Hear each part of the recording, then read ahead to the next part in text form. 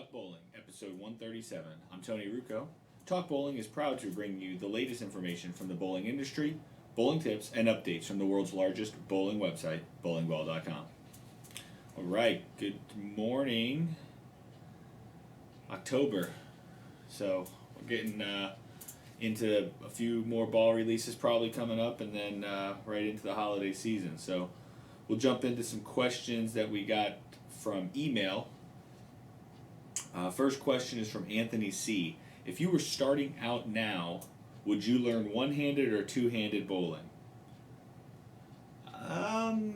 If I was starting out now at my current age, I would probably still go with two-handed. I don't know if my body could take the toll that it looks like one-handed puts on it, but if I was younger and I was just starting out, or if my son decided he wanted to get into bowling, I would probably go ahead and show him a little bit of both. I think there's advantages to the two-handed. I would go one-handed, I'm sorry. I think there's advantages to that two-handed release in today's game. We're seeing it shift and change, and the amount of revolutions, ball speed that those guys are able to put on the ball, it does give them an advantage, obviously. I think there's still an art to what they do. They have to shoot spares still, just like the rest of us. There's no real advantage to them on the spare side of it. The purist in me says, to go with the one-handed release because that's how we've done it forever. But they used to use wood golf clubs in golf, and so we're seeing a shift in all of the sports. I think there's a few that maybe are staying pretty pure, but there's a shift in technology and in how we're doing certain things in certain sports. So. That's a good question. I don't know, part of me, I guess I'd say two-handed. I think there's an advantage, there's a distinct advantage there, and there's parts of that, I remember growing up and having to deal with thumb issues and calluses and blisters and, timing, the timing affecting my release, and, when you're having that off day, you're having an off day. They don't have to deal, two-handed bowlers don't have to deal with all those moving parts. Granted, the mechanics are different, so timing still comes into play, but it doesn't affect the release quite as much as it does someone one-handed with their thumb in the ball. So it's a good question. I guess I would say myself personally, I would probably stay with the one-handed release. If I was teaching my son to bowl right now, I'd probably go ahead and show him two-handed. As long as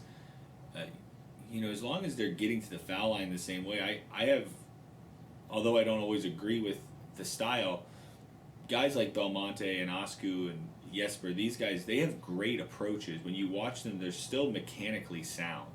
I think we would still see them compete at a high level more traditionally. I don't think they'd be where they're at today, but they still are mechanically sound.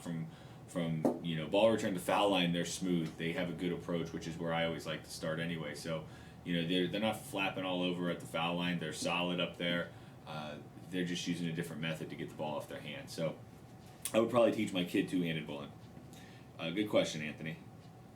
Next question from email from Matt. For wood lanes, would you recommend a urethane ball drilled aggressive or a weak reactive ball drilled weak? Which is best and why? I'm not a urethane fan.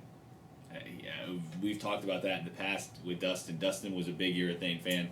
I'm just not. I'm someone who likes to take advantage of what's out there. I think urethane does serve a purpose for the typical bowler, house bowler, league bowler.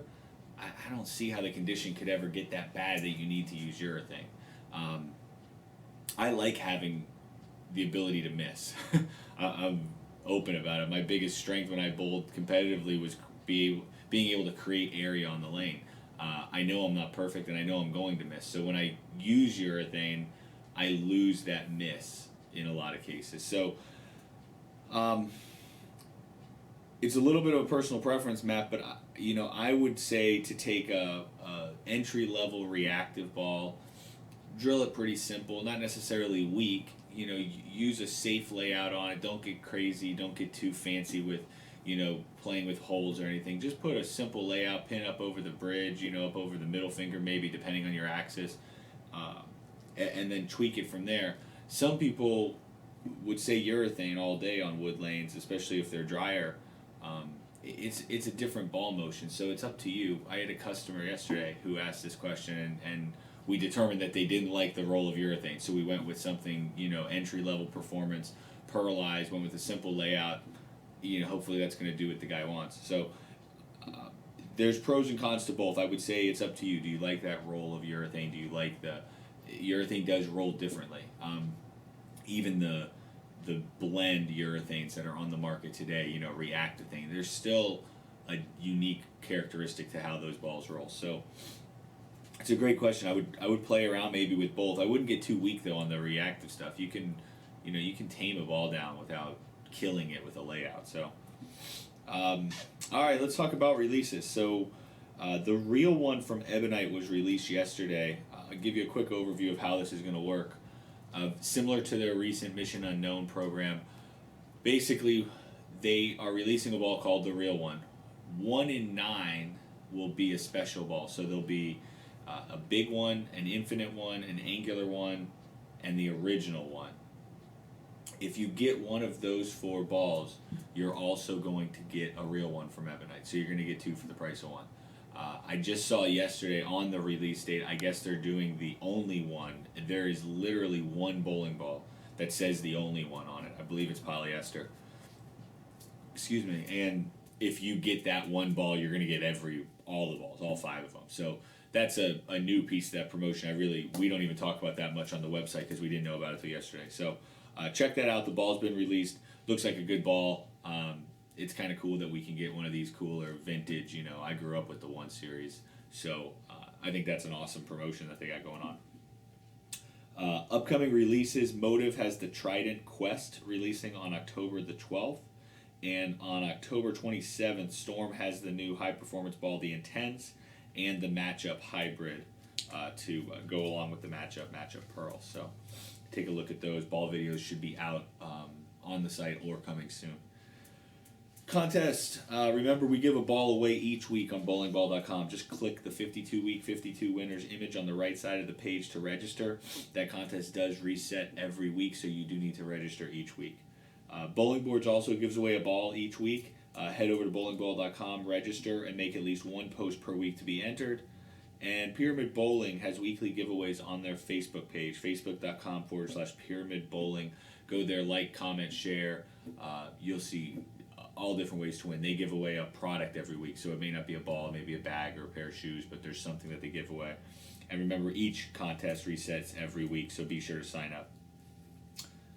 Contact us. I need some questions from you, so hit me up. You can email us questions@talkbowling.com, facebook.com/talkbowling, Twitter @talkbowling, or you can leave a comment on any episode at talkbowling.com, or you can just email bowlingball.com. Honestly, you can go to email support@bowlingball.com, send a question, say, hey, I'd like Tony to answer this.